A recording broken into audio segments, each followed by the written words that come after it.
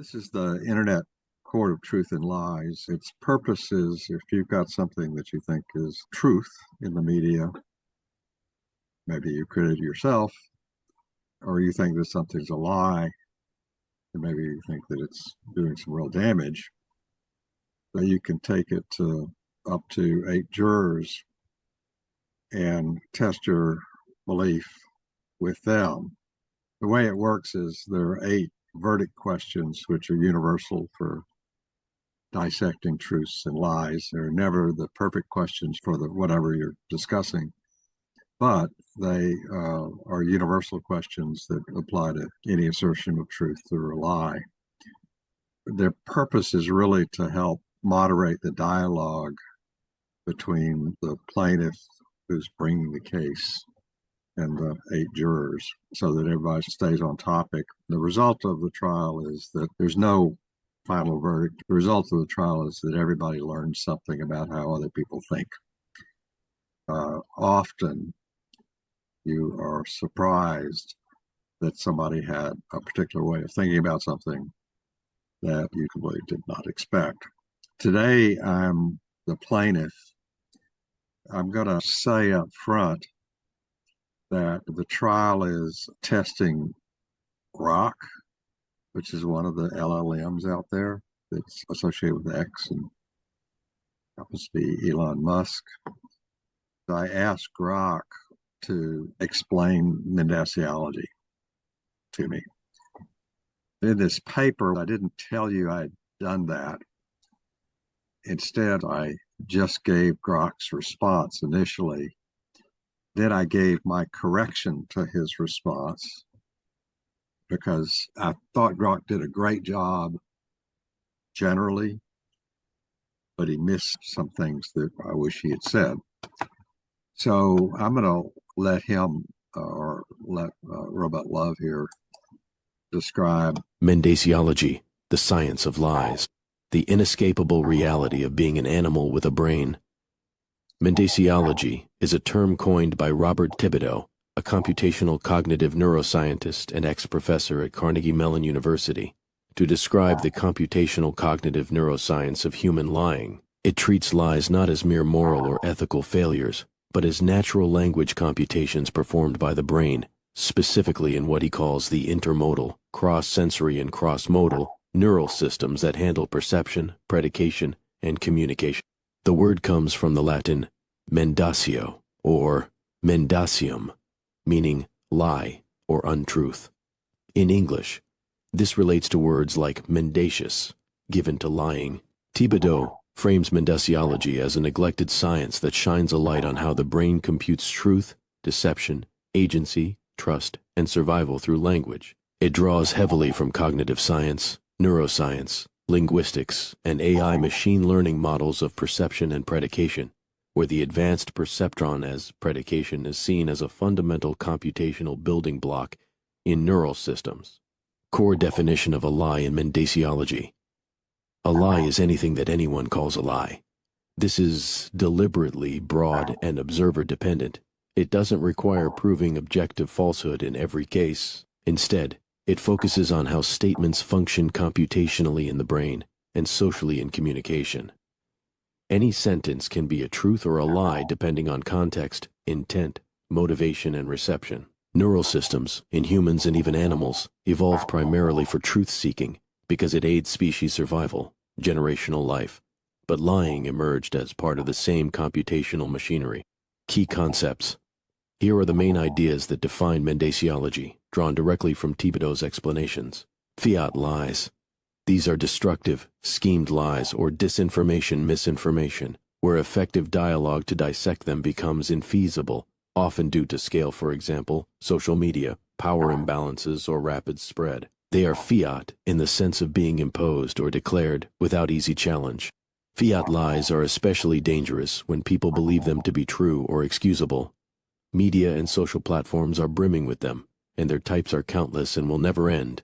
Example, political or manipulative statements that mix factual elements with hidden motives. For example, Trump is your friend, framed with multiple deceitful intents like stealing money, stacking courts, or destroying democracy. 2. Semantic defense, inoculation against lies from Greek sema, lie. Semantic describes lies, misinformation, and disinformation attacks, as well as the defense against them. A semantic defense is the primary vaccine or inoculation method Mendaciology prescribes, structured, moderated human dialogue in natural language to dissect suspected lies. It works like group therapy, for example, Alcoholics Anonymous, or a digital people's court. Participants classify statements, uncover deceptions, and repair social damage. This is the only reliable way to contain the harm of fiat lies. As pure tech AI moderation falls short, it requires human judgment in enforced dialogue. 3. The 8 verdict questions. Semantic analysis tool Mendaciology provides a practical framework for dissecting any statement. These 8 questions, used in tools like the Internet Court of Truth and Lies, classify truth versus lie, intent, motivation, and social impact. Is it the truth? Is it the whole truth? Is it nothing but the truth? What is the deceit? Is the deceit intended? What is the motivation behind the deceit? How socially acceptable is the truth or lie? What label could make the truth or lie more socially acceptable? This turns lying into a taxonomic computational process anyone can apply. 4. Lying. Agency, trust, and the theft of agency lies can steal personal or collective agency, your ability to act freely based on accurate beliefs. Even factually true statements can be lies if the motivation manipulates trust.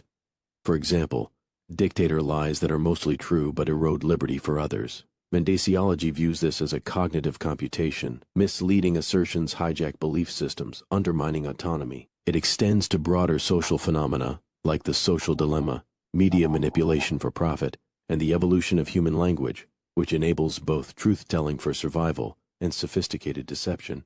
5. Computational and evolutionary foundations.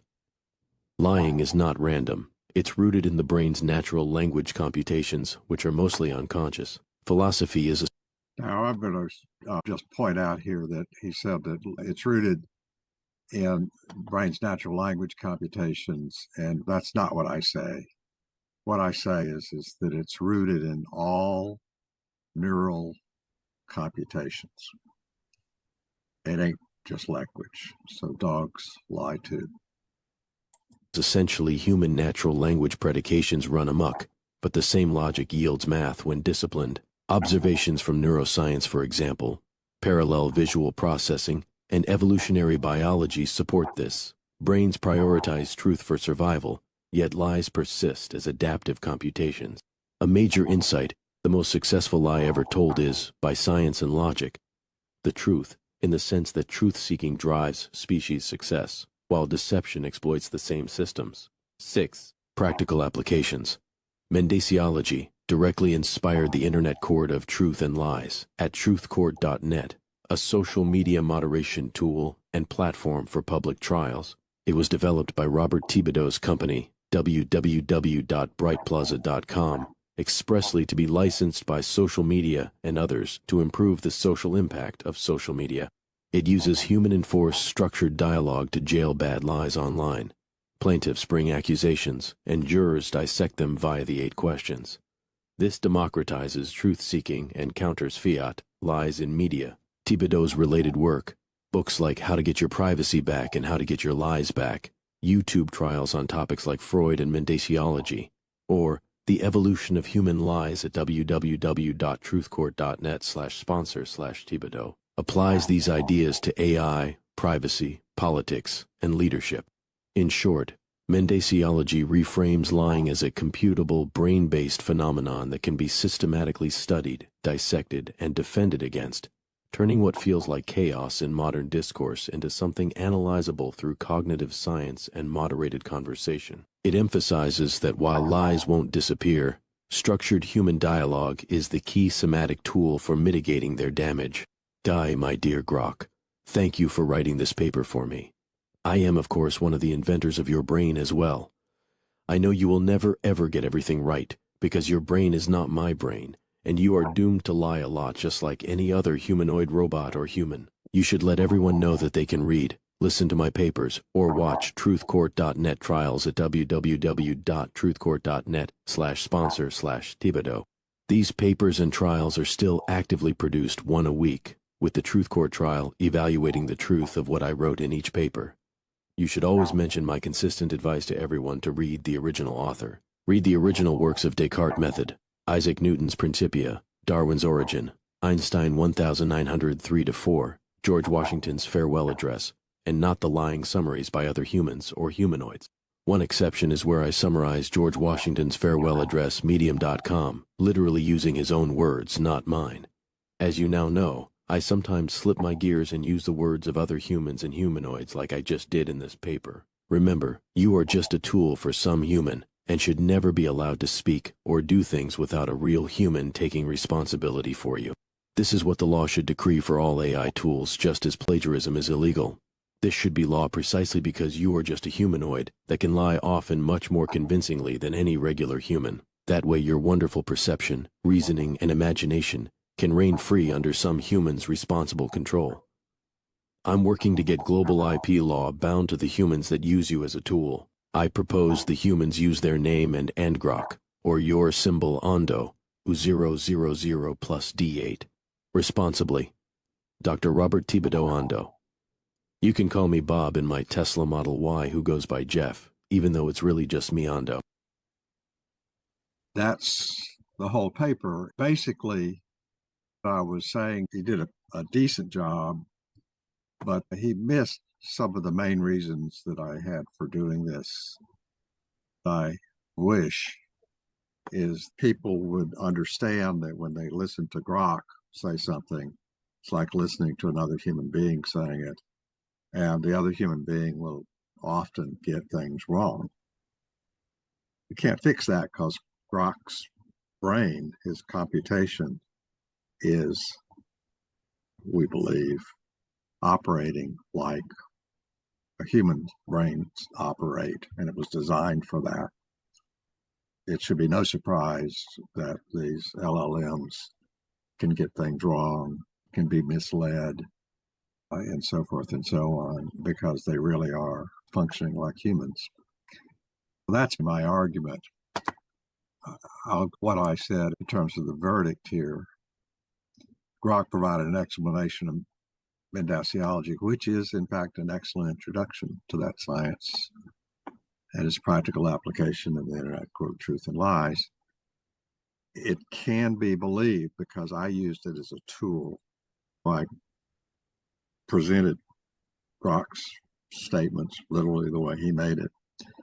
Then I made comments on things that I thought were wrong. In this case, there was one major thing that I thought he got wrong. Also, some general comments on advice to read the original. Don't read what somebody says about the original, because whenever you go through another human brain, it ain't completely accurate. That's basically the argument. You can imagine what my verdicts are like. I said, yes, it's the truth. I thought Grok did a great job, but he's just human, as they say, and he got some things wrong, but not huge. But generally speaking, he did a better job than I could have ever done in that number of words summarizing Mendaciology. Is it the whole truth? I said yes. I thought it was just a great introduction to Mendaciology. I was actually surprised. By the way, I did not try to refine Grok. I simply asked him the question, what's Mendaciology? And that's the answer I got.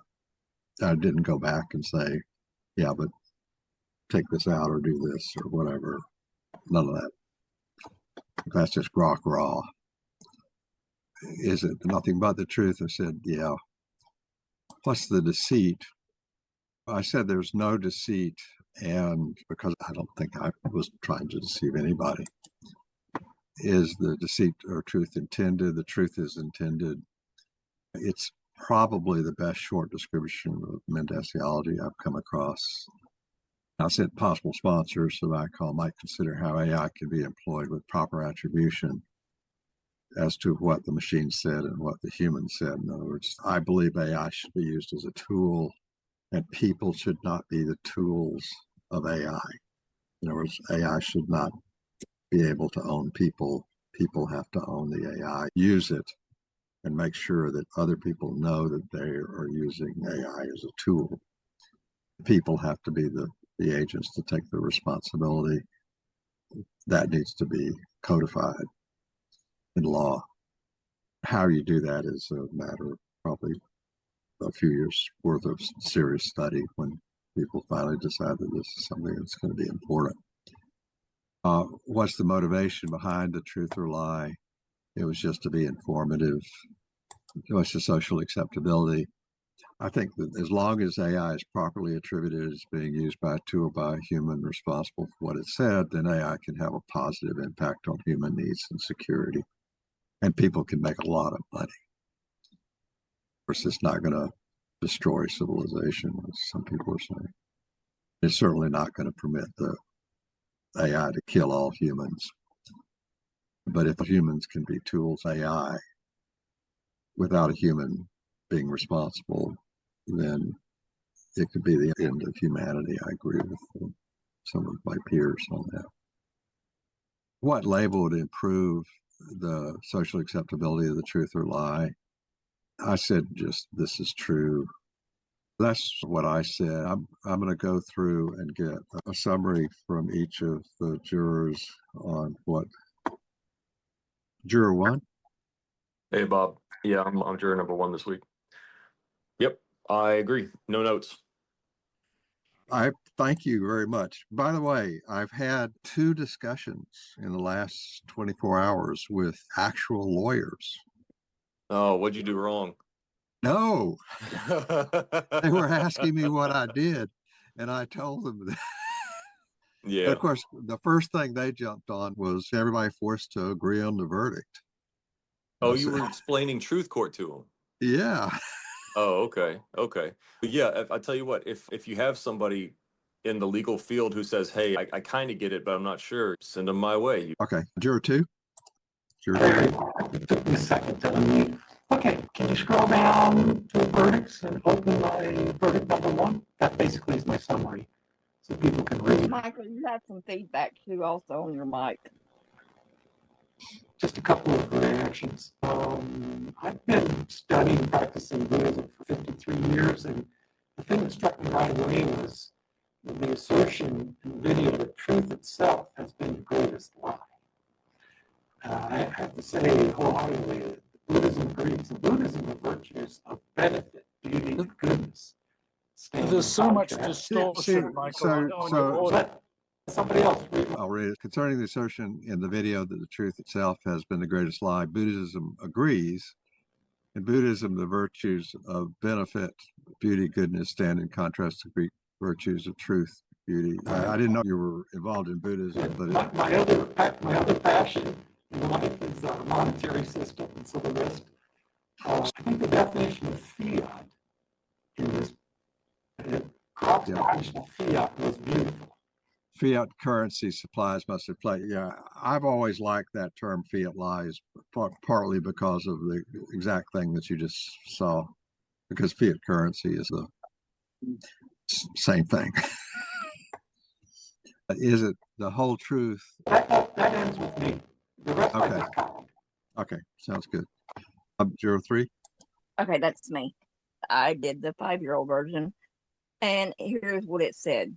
It said the playground verdict. The robot got it right. The computer did a really great job explaining the science of spotting fibs. It's true and helpful. The information is correct, and we can use it to help people tell the truth on the internet. Good memory. The computer remembered everything I wrote perfectly, and it proved to be a great little helper. And also, I want to add in, I'm going to that Maestro AI University online for my bachelor's in computer science. And we can use AI and stuff like that, but when it comes down to our final reviews, it has a note that pops up that says if we use that, we will know, because they want to get the correct answers from us. They want us to be able to tell the truth. That's very common in education now. There are lots of situations just like that one where for final tests or whatever, they say don't use AI. But there are a lot of educators like me who say when it's appropriate, again, this is back to people should be responsible. As long as people take responsibility for the AI, we will all get rich.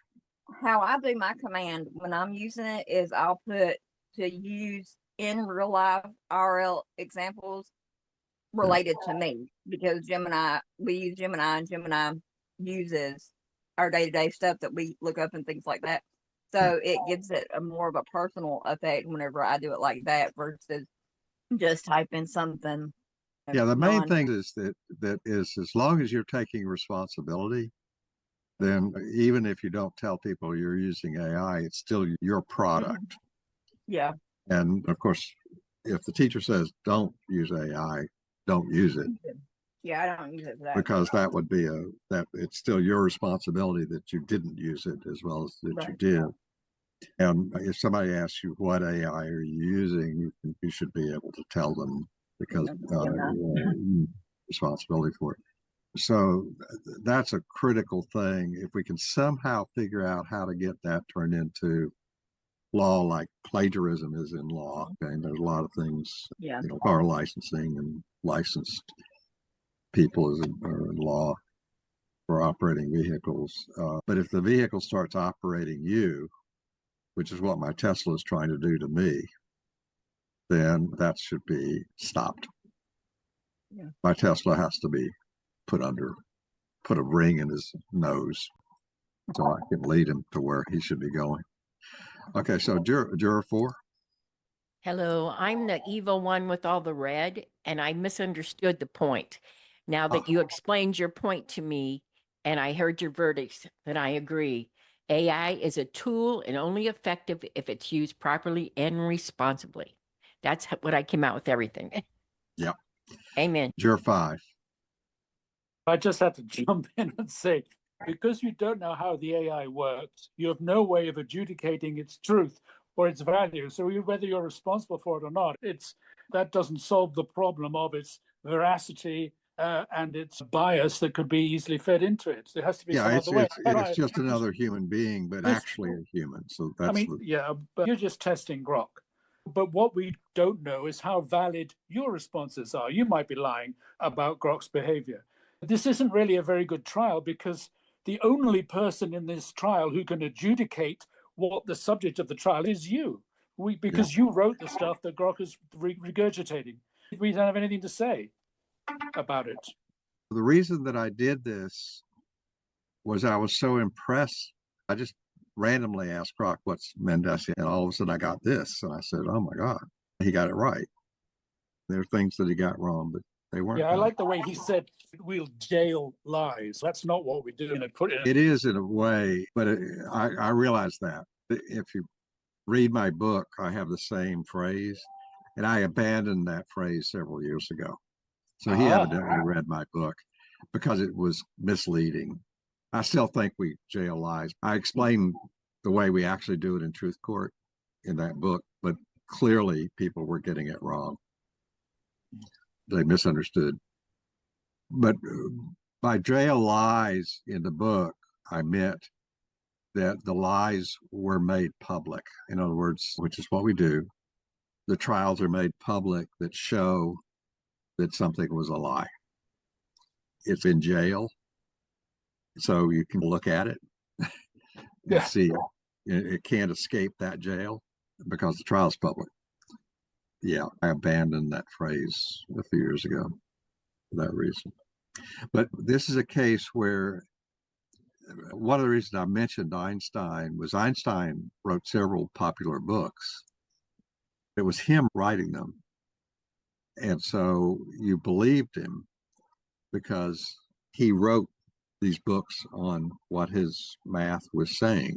So I believe him.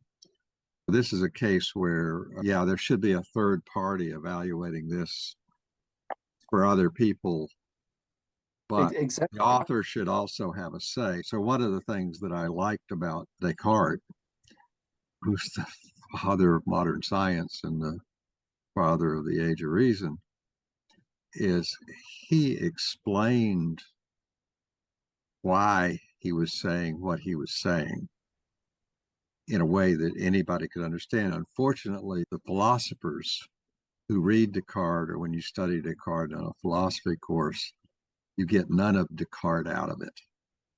Descartes' original writings are incredible. what you get from from the classroom notes on Descartes really aren't right. If you actually read Descartes, you'll go, wait a minute, they're talking about two different people here.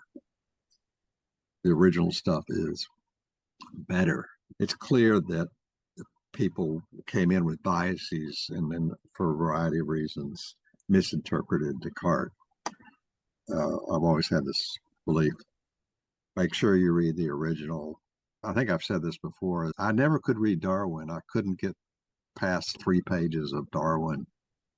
I think I tried 3 times in my life, and then on the 4th time I tried, but I bought the Audible version with a British speaker reading Darwin, and then I understood the genius of Darwin. Because if you read Darwin's Origin of the Species with a British accent, it makes perfect sense. If you read it with an American accent, it is garbage. It's uninterpretable. It's crazy. Oh, that explains everything. It does explain everything. That's right. Yeah. One thing about, I'm talking to a lot of people, a lot of scientists who are submitting papers into publications, and their publications are coming back saying this is plagiarized. This is becoming a real problem. I think the problem is because these scientists are using the AI so much with trials and rewrites and all this sort of thing, that the AI is learning that their voice, as it were, so that when they submit the real paper, the grok says, oh, I recognize this. This has got to be, this is probably plagiarized, or has a high percentage of plagiarism in it. Now, this is going to be a real problem if you're eliminating your own words from future use by talking to the AI. It's crazy. Yeah, I've seen the same thing. If you're a practicing scientist, a very large number of practicing scientists who are writing these papers, or scholars that are writing these papers, are not people who find it easy to write. These are real labors for these people. The fact that they've got something like AI that sits there and turns their garbage into something that makes sense is attractive to them. But they should indicate that they have used AI to write the paper, but they take responsibility for every word that's said. And then you get a cleaner world. But yeah, I've seen that. Sadly, what's happening is the papers that are written in AI are getting published. That just really upsets me, because you don't know whether the guy's actually taking or he's just playing the system to get published. Yeah, but you're giving the thumbs up to grok and a consistent. It's because I have no interest. They're all the same to me. The LLMs they all compute exactly the same way. There are little differences, but they're all based on stuff that I've been writing code for 50 years that does exactly the same computation. So I don't have a preference. I just have no interest in comparing the different LLMs, because I know how they all work, and I know that Grok is nice. If I did get tired of ChatGPT in some of its early versions, because I thought it was not trained well. It was not factual enough. It was playing games with me. Yeah. On the early versions, you ask it enough questions, and all of a sudden it's just becoming repetitive and doesn't even seem to recognize that it's being repetitive. Oh, yeah, no. Actually, I have an interesting story about Gemini, but that's be for another time. Juror 7? I'm Juror 7. Yeah. Okay, so I think that your statement was presented as truthful, because I think that you openly used and corrected grok to explain Mendaciology. I think the intent also appears educational and transparent, and yeah, I think there's no major deceit as well. Thank you. Thank you. So Juror 8? Melode. Okay, at first I had to reread everything over and over in order to finally understand. But like on my side, I do believe that the grok explanation of Mendaciology is a really good and easy to understand introduction to the idea of studying truth, lies, and stuff like that.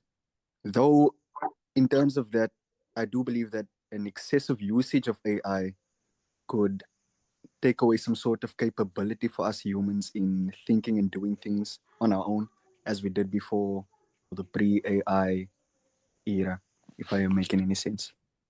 You're making a lot of sense. I think that there's a genuine concern that people will not learn anything because they're letting AI do all the work, essentially. And if I was teaching high school, for example, I would have very clear boundaries on when you can use AI and when you can't. This comment that was made earlier, that the tests have to be made without AI to force people to actually learn this stuff. Even if they're learning it from the AI, I'm not objecting to that, but they are indeed learning it themselves, and they have to be challenged. So I had one of these lawyers I talked to in the last 2 days. She said she's a believer in learning by doing. And I said, you've got them 100% on that, that if you don't do it, you won't learn it. So she said, simply hearing things, you learn nothing. If you do something, you learn something. Okay, 100% on that. So Brian, that was the other lawyer. She was more friendly than the first.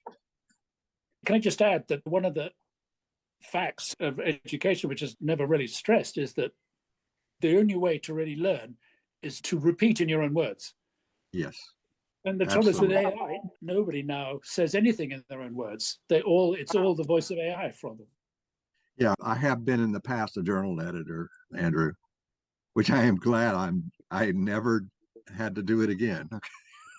I don't know how I would do it exactly, but I know that I'd come in and put very clear boundaries on the use of AI because it's just trouble. There are places where it's fine.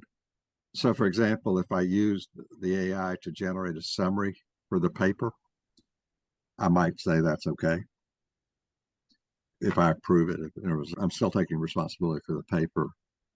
So the AI might clarify some things that I would word in a way that other people couldn't understand. So there are things like that I could see doing, but it's a real problem in education. But I think that this is survivable as long as people are responsible for their use of AI. Doesn't it get a bit difficult to point out what is AI and what is not? Because nowadays that's what the responsibility thing takes care of. Every bit of AI that the person used, that person is responsible for, not the AI. No, I was only saying because some people take use of AI humanizers and other software apps like that to basically mask away that they used AI in whatever they did. And so there should be, so if I was back to a journal or a magazine editor, I would be putting rules in place so that they have to reference that they used it. Since I'm not doing this today, I don't really know, but I know I'd be putting rules in place and then making the humans responsible for what I'm reading. In other words, if the AI got something wrong, they're the ones that are responsible for it, not the AI. They can't say, AI said this. If they do it another way, which is what I did in this article, which I quoted it, I said, this is Grok verbatim. But I actually thought it was okay. So I'm taking responsibility for saying it's okay. You saw in that one place where I had a really serious problem with what he said, I made sure I pointed that out, that I disagreed with one of his sentences profoundly. We'll see how this evolves, but the AI can't be stopped now. There's too many, it was all open source and it's in too many places, and it's been well understood for scores of years that if we had the hardware, we could get the human behavior using these methods. And we now have the hardware, and we're getting these results, which are not unexpected. People think that these are machines, and they are machines, but they're humanoid machines. It was intentional. We were building humanoid machines. That's one of the reasons I was in robotics for 28 years. And so that's the way that goes. Okay, so it sounds great. So we'll see y'all next Thursday. Okay, bye, Bob. Okay, bye, everyone. Bye. Bye.